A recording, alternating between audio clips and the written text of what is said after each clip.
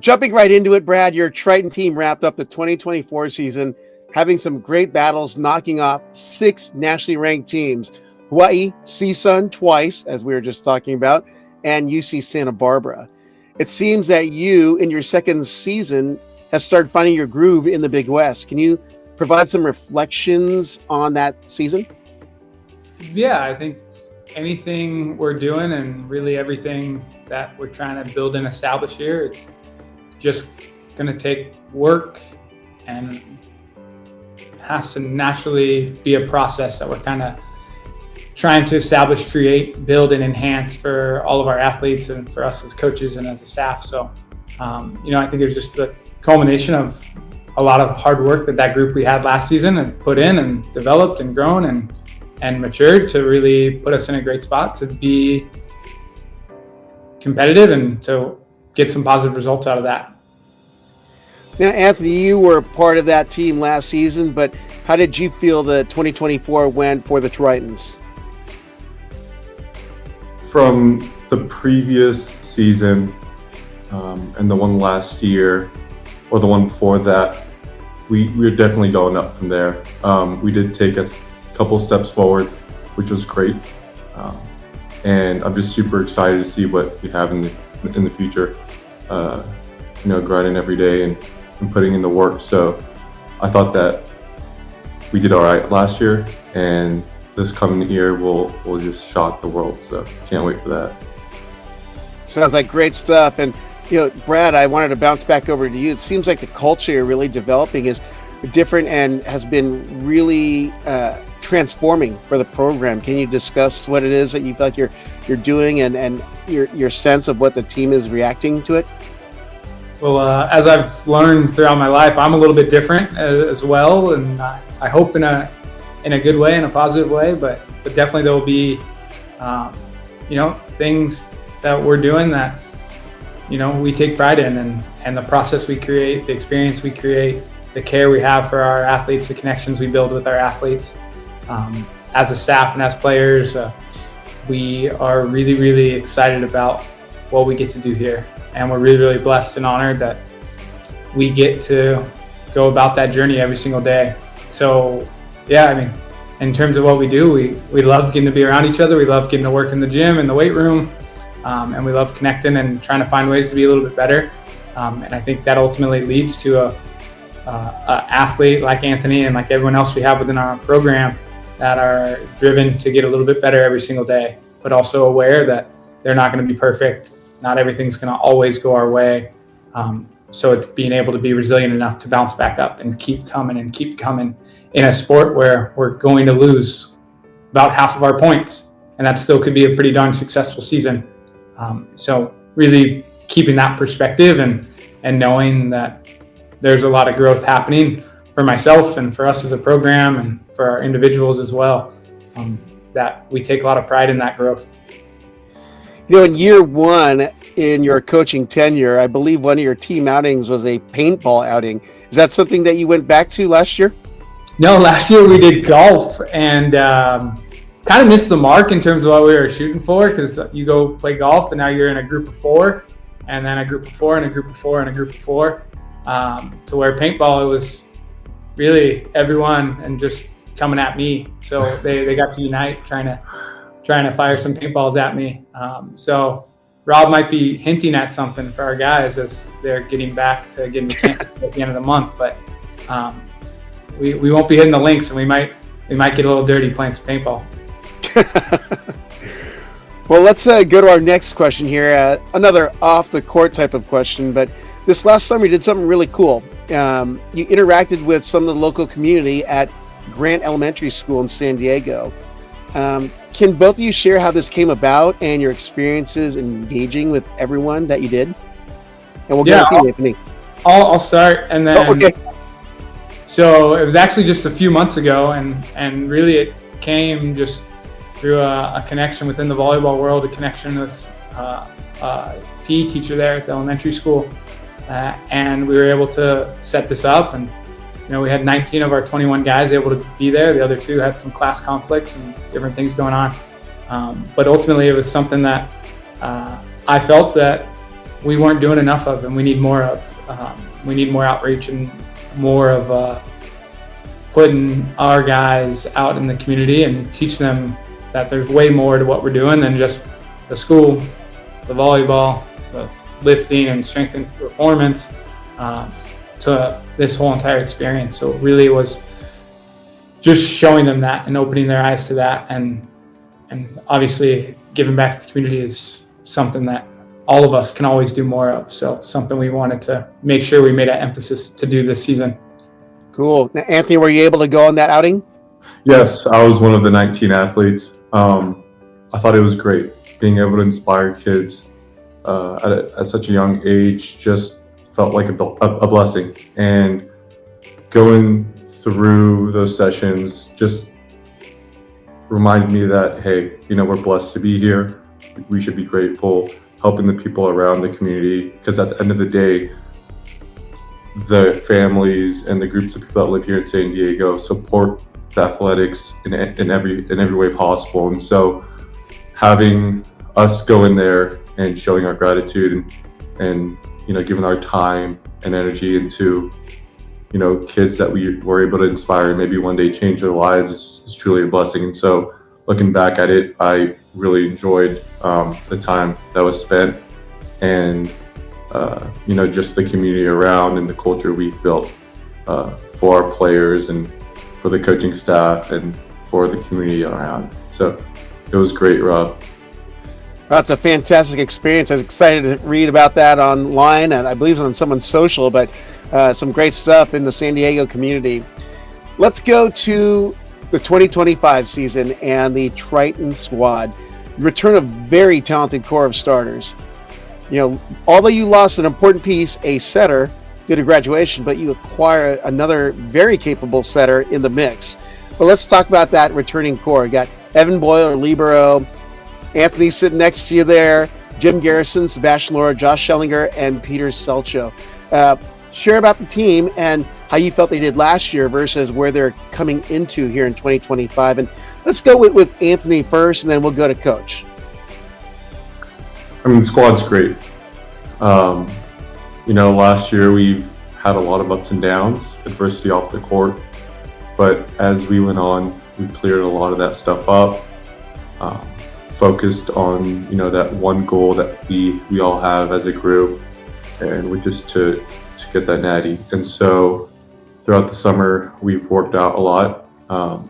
We've talked and communicated to the point where we've got the majority of the guys rowing the same way. And, those group of guys that you've just mentioned are special, because at the end of the day, it's going to come down to what we can do as a squad, as a team, and the impact that we can have on the court.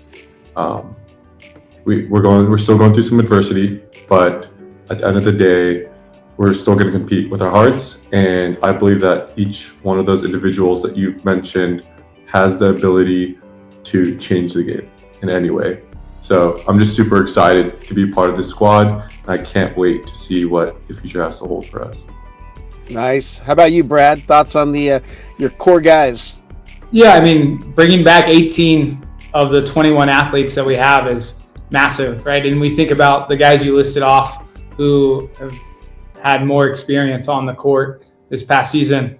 But then you have athletes like a Matt Lim, a Nick Rigo, who have faced some adversity in their journey as scholar athletes, and having athletes who have that different perspective, who have lost a year due to injury or things that have come up. It's been really, really insightful into really building that idea and attitude of, right, we're blessed, we're lucky to be here, and this is a moment that we have to really seize every single day to be able to work towards, hopefully being in a position where we're in the mix at the end of the year.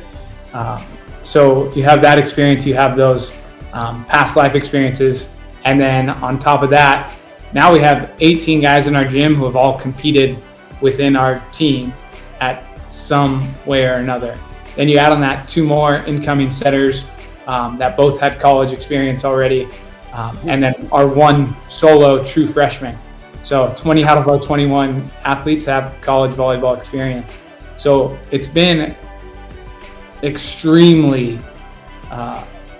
competitive in our gym. There's been a ton of performances that have really shown and tons of growth and development. And there's no replacing experience in a match, experience competing in the Big West. But competing in practice and training at a high level gets about as close as you can to that. So we've been really lucky to have such a strong competitive core within our team to just go to battle all fall. Wow. So only one true freshman. He's going to be doing a lot of carrying of your guys' equipment. Well, we got Anthony to carry the APR bag. Anthony's senior leadership. He's going to help out. Yeah, exactly. Servant leadership. I like that, Anthony. So, on top of adding just a few new faces here, Brad, you've also added some new staff. Can you share a little bit about your assistants? Yeah, so Jorge is coming back, and he was our assistant last year, even though he was added around this time last season. I think his first day was right before Thanksgiving break for us. Mm-hmm. And then we've recently added Blossom Sato, who comes to us from Pepperdine Women's Volleyball, and being able to bring her in and get so many different perspectives within the program, within the team, within our offense, established and really implemented throughout this fall has been super, super valuable and super impactful. And then on top of that, we've also added in Drew Piloto, who's a young coach that is actually played for me at Vanguard University. And after talking with him this summer and having a few different conversations, he wanted to come on board and learn and grow and keep helping our program and keep giving an experience similar to like what he had and the people who are looking out for him and caring for him. So really excited to have some new faces on the sideline with us, and really it's just been great just having them down and around our team, right around our locker room, so that they're super accessible and able to watch video and hang out, give candy, whatever they need to do to be there for the guys and for the team.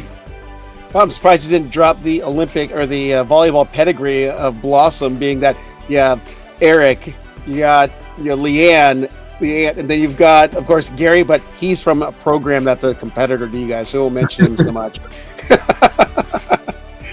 But definitely has a great experience and a wonderful volleyball mind. I wanted to jump into your squad specifically. You have a senior-heavy squad, and all of whom contributed from year to year and have improved, and it's very noticeable. But what are your expectations of them in 2025? Yeah, it's it's a good year to have a senior heavy group for a lot of different reasons. But the expectations, really, it's been set and led a lot by them, and they know what we're striving to do, what we're trying to accomplish, and that's building a culture where we're competing for national championships, and that's being a part of our identity, and that's being a part of what we're doing when we wake up and get up in the morning, to what we're doing as we're winding down and maybe watching some practice video or watching some match video as we're getting ready for bed in the evening.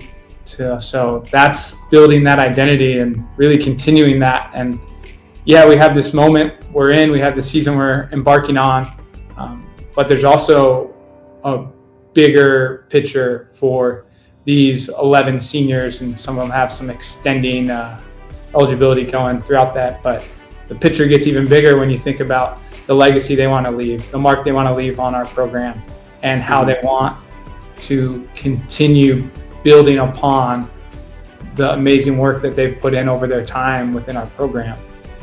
So it truly is just special being around such great young people and great young men that they have really set the standard for themselves and for this program, and are pushing us to be better and better. Mm-hmm. Now, Anthony, you're up there. Well, you're one of the upperclassmen, so to speak, but you've been with them 2 to 3 years. But what's it like being able to go through your final season here in 2025 with a tight group of guys? Rob, it's something that is unexplainable. Words can't even comprehend the memories I've created, the connections, the experiences, and just everything that we've accomplished as a group, from Coach Brad to, the players, to the assistant coaches, and just everyone around the volleyball world. It's a blessing.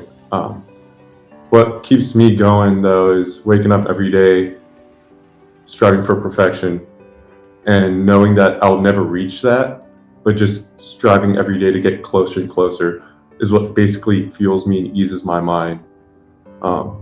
And that's a culture that we want to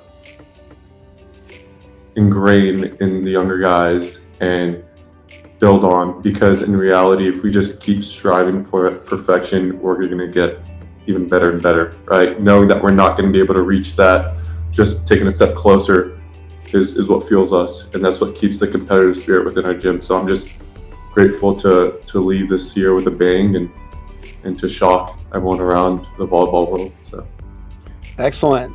Well, let's go to our 2025 season schedule. You start off with the North American Challenge, but what really caught my eye, Brad, is you've got an extremely diverse group of non-conference opponents this season, ranging from the usual suspects and the new teams from the MPSF. I believe one of those was one of your former teams, to independents, to the EIVA, to the MIVA, and the NEC.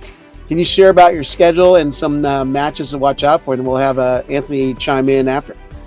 Yeah, I mean, it's good to be in San Diego, and a lot of people want to come out here and play us, and we want to play a lot of volleyball this year. So, a lot of that has worked out very naturally, and thankfully to really everyone within our athletic department, administration, to the organization and facilities of running the gym. They've made it very, very accessible and allowed us to really be able to open up for opportunities to host people, on their way to go places or on their way coming back from places, to maximize this 4-month window we get to play as much volleyball as possible within the NCAA limitations. And it's been great, right? And some of the programs, we've had past experiences with, we've played against. There's some that I've never gotten to compete against. UC San Diego's never been able to compete against. And that's really fun and really exciting for us. But it's also a diverse schedule of people from all across different conferences and teams that are going to be strong and atop those conferences, right? And understanding that with the KPI and overall results being more and more important for the competitive 2 at-large bids that we have within the NCAA Men's College National Championship, how can we build a nice, well-rounded resume that supports us if we aren't, leaving the Big West Conference tournament with that trophy. Yep. And then, Anthony, I'm going to change up a little bit here for you, but are there any particular non-conference opponents you're looking forward to playing the first few weeks, if not month, of the season? Well, it's always exciting to play against teams outside the country. So I thought that those Canadian teams that we will be playing in January, I believe, will be something to look forward to. But again, also having that versatile schedule allows the sport to grow, which is pretty exciting, and it puts everyone's name on the map. And so as the years go on, men's volleyball has just grown so fast. And so with our brains and the coaches' brains, as they built the schedule, there's a reason to that.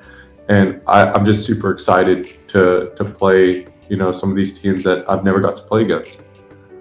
So I wouldn't say there's one specific team that I'm looking forward to playing against. But, well, there might be one, but it's not on the list. But other than that, I'm super excited to compete against some of those Canadian squads and getting after it. So. Why do we all know what that is and we don't want to say it?